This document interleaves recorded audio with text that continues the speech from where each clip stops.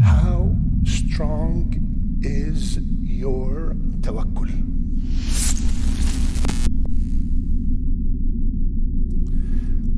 Listen to this. Anytime we have a situation that we're going through, follow these 3 steps, all worries will be gone. Number 1, identify the problem. Second, which is the most important thing, Ya Rabb, I trust you to solve this problem. Ya Allah, I'm putting my complete trust in you to solve this issue. And you're saying it with yaqeen, knowing that whatever that thing is, can Allah do it or not? 100%. He can cure, he can get a job, he can pay debt, he can fix problems, he can guide your son, guide your daughter, fix your husband. He can do anything. Ya Allah, I have no speck of doubt that you will solve that problem. And number 3, take by the means. For example, I have financial problem. Ya Allah, help me get a job. And I apply, I get degrees, I take courses. But the most important thing, the second part, and this goes back to our question, how strong is your tawakkul? If you did these 3 parts and you're still so worried all the time, that means that tawakkul is weak. Right? I am entrusting my affair with the only one that can solve it by saying be, and it will be. And still I'm shaking and I'm worried, sleepless nights. What is the problem? The tawakkul is weak. How do we strengthen our tawakkul? The more you know Allah, the stronger is your tawakkul. My brothers and sisters, who among us here, when he first gets into the plane, he goes to the pilot, excuse me sir, I have few questions. Where did you graduate from? How many years of flying did you learn? How did you study? Did you have any alcohol last night? Did you have any drugs last night? None of us do this. And we put complete trust in a stranger 30,000 feet above the ground. Right?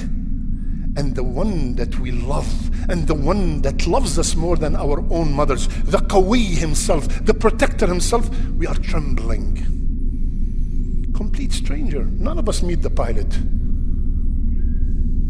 Rasulullah sallallahu alayhi wasallam, he said, if you trust Allah, then He will provide for you just like He provides for the bird. It leaves its nest empty stomach and comes back full. What is the key word in this hadith? Leaves its nest. It did something. It did something. Musa alayhi salam, Fir'aun behind him, the ocean in front of him. His people said, Inna lamudrakun. We are done. We are doomed.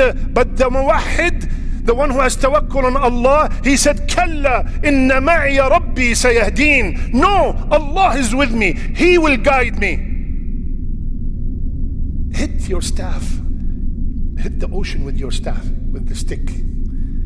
Allah could have opened the ocean without anything. What is the stick? If I take the stick and you go to take the stick and you go to the ocean, you keep hitting it till the day of judgment, nothing's gonna happen. Do something, Ya Musa.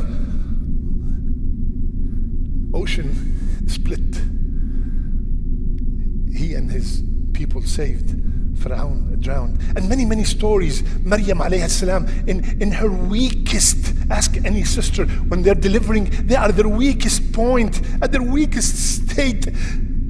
Huzzi ilayki bi jid'in nakhla. He wants to give her dates. Allah could have filled up her stomach naturally. He could have made the dates fall naturally. Do something. Shake the palm tree. Have you ever, when I went to Hajj, I took 30 brothers and we went to one of those, mashallah, palm trees in Medina. I said, brothers, let's try to shake it.